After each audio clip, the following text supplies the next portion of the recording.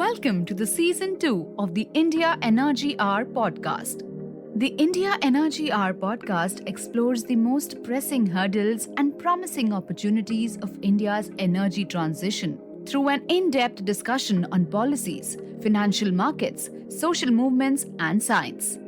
The podcast is hosted by energy transition researcher and author Dr. Sandeep Pai and senior energy and climate journalist Shreya Jay. The show is produced by multimedia journalist Tejas Dayananda Sagar.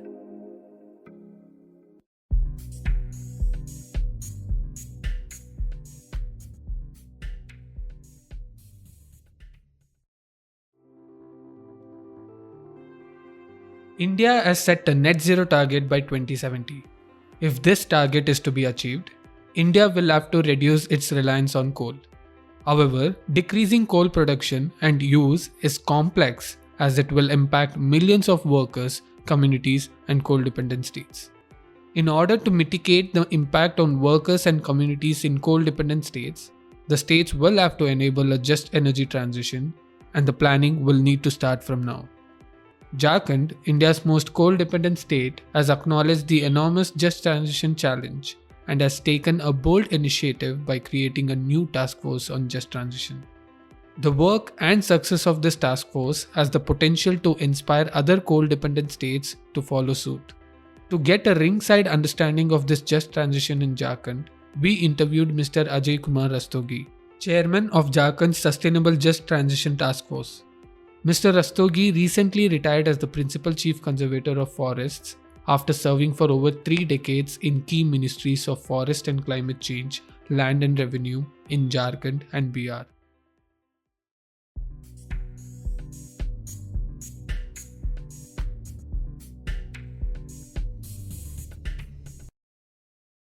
Welcome to the India Energy Hour podcast. I am delighted that you are able to join. You have doing some remarkable work and starting a journey which no other Indian state has undertaken. And I really look forward to seeing your journey and how you make a difference to the world and the state of Jharkhand. So, as we do in every episode, let's start with your journey. So, where are you from? Where were you born? How did you get shipped to Jharkhand? I know that you were born somewhere else, and like how you fell in love with the state, and even after your retirement, you just recently retired from IFS. You continue to work for the state, and do some forward planning that a state like Jharkhand really requires. So, tell us about your story, your life story. Thank you, Sandeep. Basically, I started my journey from a place called Birapur that's a small hamlet in district of Muzaffarnagar in UP. So I have been taking a lot of decisions myself. I migrated to Meerut. Then I completed my 10 plus 2 from Meerut. And then I did my post-graduation in organic chemistry. That was my area of interest. So my father wanted me to be in the business, but I thought to choose a different path. So that was the initial hiccups. Which side I should choose? Either should choose business or I should do some professional things. So after completion of post graduation, then I took a U-turn. I went to Delhi and completed my law from Campus Law Center. That was entirely a different story. But after pursuing law, it gave me a lot of insight into the policies. That was a greater part. And that time in 1983. That was the best college in northern India, and the way we were taught, and how you interpret, interpret policies, how you interpret the forward-looking decisions of the Supreme Court and High Court. That gave me a lot of insight about the future, and that has reshaped my entire journey in this in the service. I joined Forest Service in 1986, and during that curriculum also, a lot of law subjects were there. And when I landed in 1988 in Jharkhand, that was first in district of Hazaribagh. That is also a coal dominated. That time Ramgarh was not a district. The first experience the field visit within 3 to 4 days, that was with a coal company looking after sub-forest diversion issues. When I visited the place called Cherhi in Hazaribagh, so that feeling of coal, how it is impacted the diversity in that area, how it is helping the economy. So it gave me a lot of insight about coal mining in Jharkhand at that time. But that time I could never knew that coal is going to be fade away in future, in coming years. But started the journey, continued, went to Bihar, and then in 2002 I came back to Jharkhand. And then I left my department. Government thought that I'll do better outside the department. So my journey started in the government in different capacities. Perhaps I'm the only forest officer who has worked in various, departments which are key to industrialization or key for environment other than forest. So my journey in the government started with the water resource department. There I was director land acquisition, director rehabilitation. So that gave me the feel how rehabilitation process in India has not come up to the expectations of the people. So looking after Chandil projects and all the projects of major, minor, and medium irrigation projects of the state. So rehabilitation was a big issue.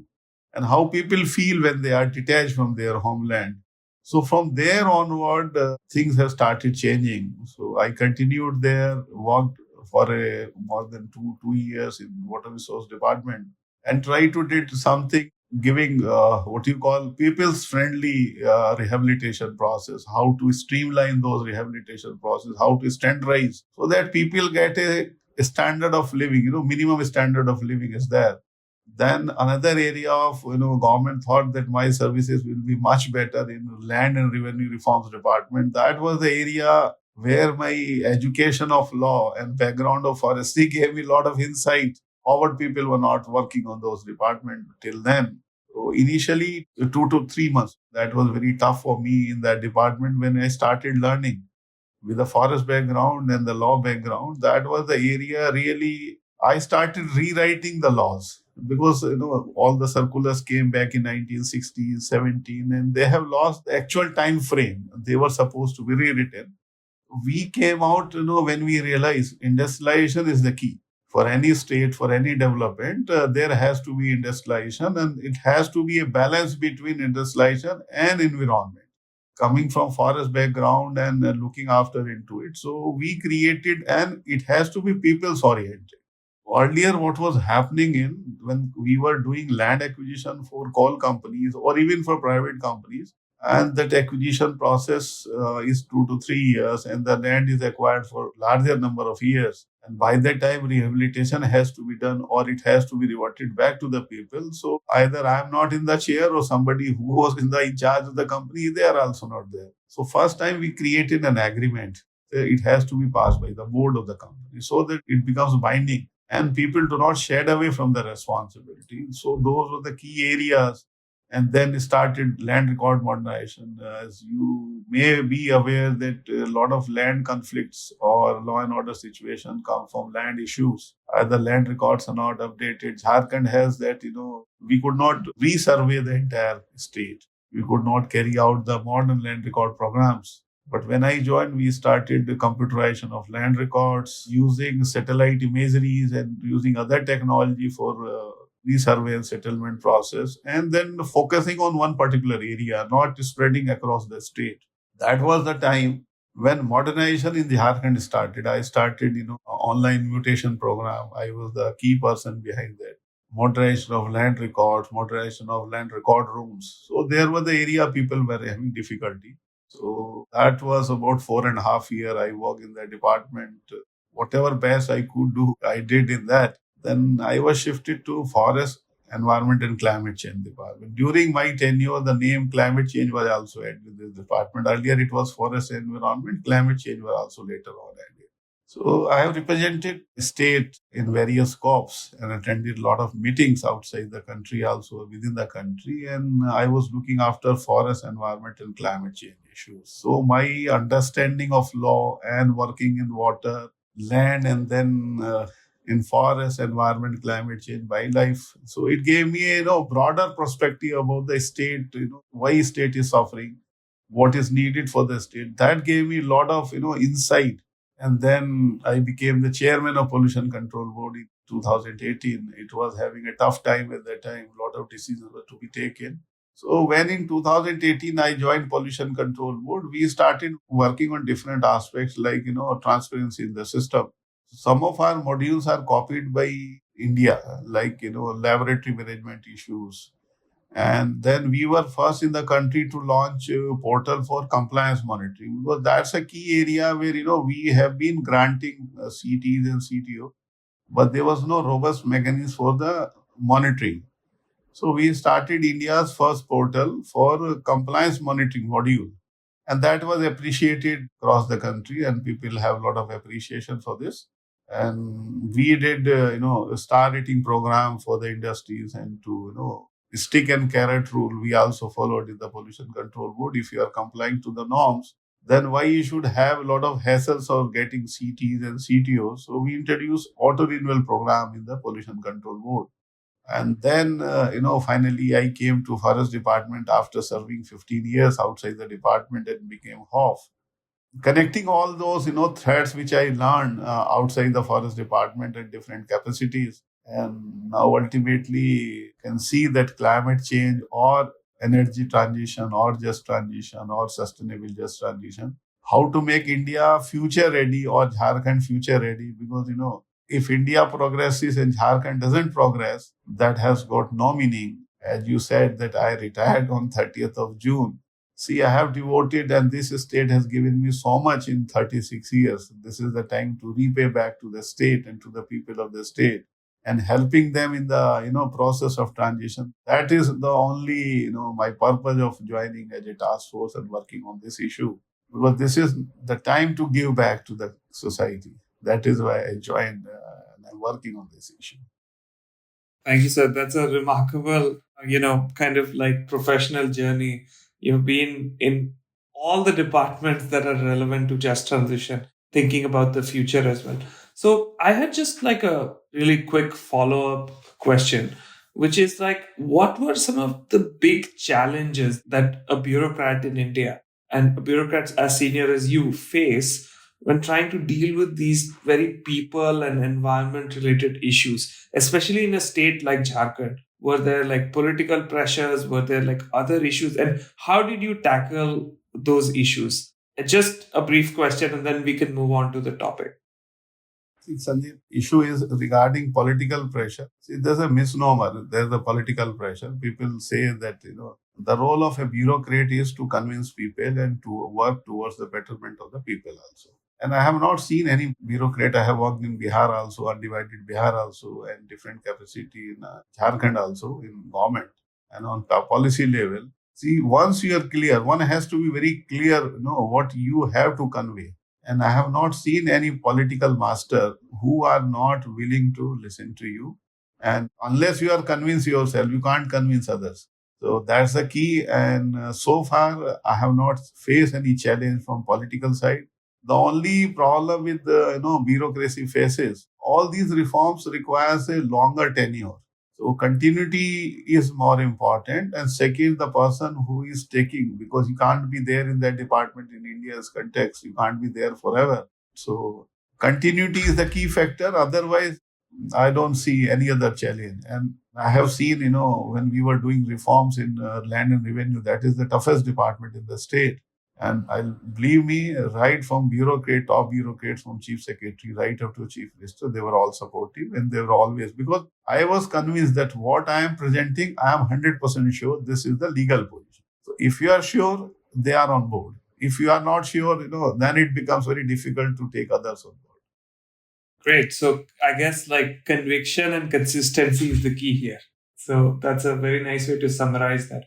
So let's get into the topic. I think our listeners would love to hear your thoughts about the future of coal. We now hear about just transition, energy transition, etc. But, this is in India's story. This is a very last decade story, right? We were not talking about all these things in 2001 or 2005, even 2010. This is very much the last 5, 7, maybe 8 year story. And especially in a state like Jharkhand, it may be even, a short lived story. So, what I want to understand from you and your perspective on is, what do you think? How realistic is it for India to phase out coal in the short, medium, and long term? Are there any energy security concerns? I think if you look at energy requirement of the country, it's around 40,000 million megawatts, and fossil fuel contributes around 50% of the energy security. No country can develop without energy security, and the quantum of fossil fuel based energy is about 50%. And doing away with that fossil fuel to non-fossil fuel for a longer term, for shorter and medium term, we have to devise different policies. When we talk about NDC's targets, India has committed that additional 500 gigawatt of solar power has to be added. That is a very ambitious program, but look at India's demographic profile. To install around 500 gigawatt of power, how much land will be required? 20 million acres of land has to be put under solar power. Then we talk about food security. The situation in India as compared to Europe and American continent, it's quite different because we are going to be the largest populous country in the world. So India has two challenges: energy security as well as food security. How do we correlate them? And if you look at the nuclear power also, I'm talking about solar, then could be the nuclear could be one. But as of now, how much it contributes? Around less than 2% of the energy security. So India has to, look forward for better ways. We can't for a longer term. If you look at in Jharkhand, if you talk about Jharkhand only, energy security of Jharkhand, we are the largest state having coal, and coal production comes to around 29% of country's requirement. Doing away with the coal is going to be a tough task for us from both perspectives because the coal ecosystem which is there, and doing away with coal ecosystem in short term and medium term will be very, very difficult. What we need is energy security is going to be a concern because without energy you can't. But there could be other ways like converting coal into cleaner coal, converting them to control combustion waste into the gasification. Or now a lot of work has been done or it is being done in Western countries, in Australia, especially converting biologically coal into gases.